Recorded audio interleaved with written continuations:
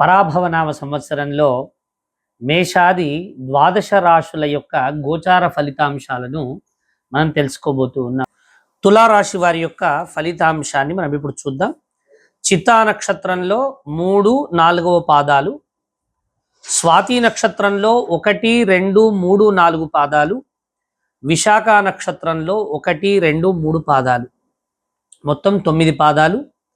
అక్షరాలు చూసినట్టయితే రా, రి, రు, రే, రో, తా, తి, తు, తే. ఈ 9 అక్షరాలు కూడా మీ పేరులో కానీ మీ జన్మనామంలో కానీ ఉన్నట్టయితే, మొదటి అక్షరం ఉన్నట్టయితే మీరు తులారాశికి చెందినటువంటి వారు. ఈ సంవత్సరం తులారాశి వారి యొక్క ఆదాయం చూసినట్టయితే 5, వ్యయం 14, రాజపూజ్యము 6, అవమానము 3. ఈ సంవత్సరం మంచి రాశుల్లో ఏదైనా ఉన్నది అంటే అది తులారాశి వారికి మాత్రమే. చాలా బ్రహ్మాండమైనటువంటి వైభోగం ఈ సంవత్సరం వీరికి వచ్చింది. తులారాశి వారికి సంవత్సరం అంతా కూడా మొదటి నుండి కూడా మరి గురుడు భాగ్యస్థానంలో లోహమూర్తిగా ఉన్నాడు.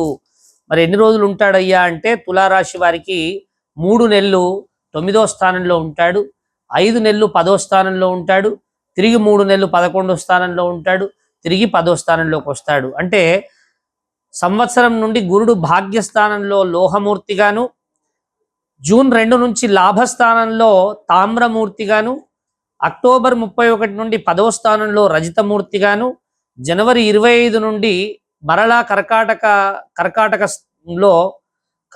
రాశిలోకి సువర్ణమూర్తిగా గురుడు సంచరిస్తూ ఉన్నాడు. మరి శని ఈ సంవత్సరం చూసినట్టయితే వీరికి 6వ స్థానం సువర్ణమూర్తిగాను, చాలా అద్భుతమైనటువంటి స్థానం 6వ స్థానం అనేటువంటిది. శని 11వ స్థానము 6వ స్థానం అనేటువంటిది విశేష ఫలితం ఇస్తుంది. కాబట్టి ఈ సంవత్సరం శని ఈ సంవత్సరం వీరికి 6వ స్థానంలో సువర్ణమూర్తిగాను ఉంటున్నాడు. రాహుకేతువులు చూసినట్టయితే పంచమ లాభస్థానము యందు లోహమూర్తులుగా డిసెంబర్ 5 నుండి 4, 10 స్థానాల్లో లోహమూర్తులుగా సంచరిస్తూ ఉన్నారు.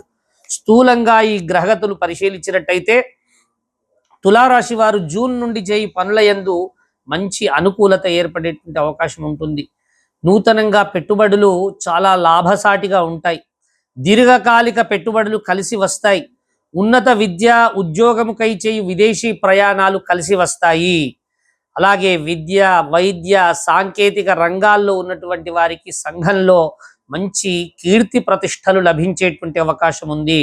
కిరాణా కావచ్చు, కోళ్ల ఫారాలు కావచ్చు, పాలవర్తకులు కావచ్చు, మంచి లాభసాటిగా వీరు ఈ సంవత్సరము పేరు గటిస్తారు. షేర్ మార్కెట్ వ్యాపారస్తులకు మంచి ఆదాయం ఉంటుంది.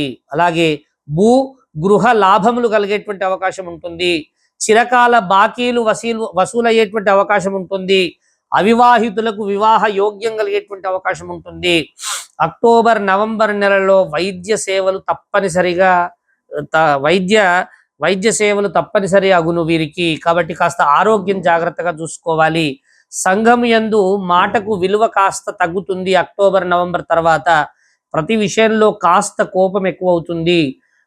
ప్రారంభంలో కాస్త మెరుగ్గా ఉన్నప్పటికీ అక్టోబర్, నవంబర్ వచ్చేసరికి గురుస్థానం కాస్త ఇబ్బంది పడే వరకు కొన్ని ఇబ్బందులు వచ్చేటువంటి అవకాశం ఉంది. ప్రయాణాల్లో, విదేశీ ప్రయాణాల్లో అపశృతులు కలిగేటువంటి అవకాశం ఉంది. రాహు సంచారం చేత కోర్టు వివాదాలన్నీ కూడా అనుకూలంగా మారుతాయి. మొండి బాకీలు వసూలవుతాయి. శత్రువర్గంచే భూ లాభాలు కలిగేటువంటి అవకాశం ఉంటుంది. సినీ రంగాల వారికి అనుకూలంగా ఉండేటువంటి అవకాశం ఉంటుంది. రైతులకు 2 పంటలు లాభాన్ని ఇస్తాయి. మరి స్థూలంగా చూసినట్టయితే తులారాశి వారికి ఈ సంవత్సరము చాలా అనుకూలమైనటువంటి స్థానంగా వీరిని చెప్పుకోవచ్చు. వీరు శుక్ర శనివారాల్లో తప్పకుండా దేవాలయానికి వెళ్ళాలి. మరి శని ఆరాధన చేసినట్టయితే వీరి శని చాలా బాగా ఉన్నప్పటికీ కూడా శని ఆరాధన వీరికి చాలా ముఖ్యం. నీలాంజన సమాభాసం రవిపుత్రం యమాగ్రజం ఛాయామార్తాండ సంభూతం తం నమామి శనేశ్వరం 19,000 జపము ఆచరించినట్టయితే వీరికి అన్నీ కూడా మరి సులభ మార్గాలు అవుతాయి. వీరి ఆదాయం 5, వ్యయం 14, రాజపూజ్యం 6, అవమానము 3. ఇది స్థూలంగా తులారాశి వారి యొక్క ఫలితాంశాన్ని మనం చూడడం జరిగింది.